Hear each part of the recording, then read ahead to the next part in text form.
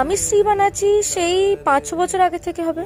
মাকেই দেখতাম যে কোনো বিয়ে বাড়ি হতো মা বানাতো, বা ক্লাবে পুজো যখন হতো মায়ের কাছে অর্ডার আসতো। এখন সেটাকে আমি পারসিউ করছি, আর সেখানে আমি আমার কিছু ইনোভেটিভ টাচ দিই।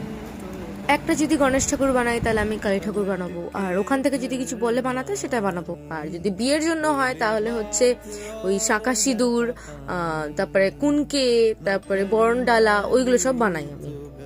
শ্রী বানানোর ব্যাপারটা হয়তো অনেকজনের নাও জানতে পারে, কারণ অনেকজনের নিয়ম থাকে না, কিন্তু শ্রীটা করা হয় হচ্ছে ওয়েলকাম জানানোর জন্য, আর হচ্ছে as a blessings of goddess Lakshmi.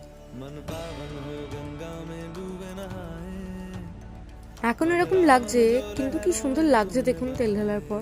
কেন মনে হচ্ছে না কিরকম জেগে উঠেছে। আগে না আমি ওরকম ওই ফটো তুলে রাখতাম না, কয়েকটা পেয়েছি সেইগুলো আমি দিচ্ছি। আর এই গণেশ ঠাকুরটা সেই 2020 করার একটা কাজ, এটা আমি সুপার ক্লে দিয়ে করেছিলাম। যদি ভালো লেগে থাকে তাহলে কমেন্ট সেকশনে অবশ্যই জানাবেন।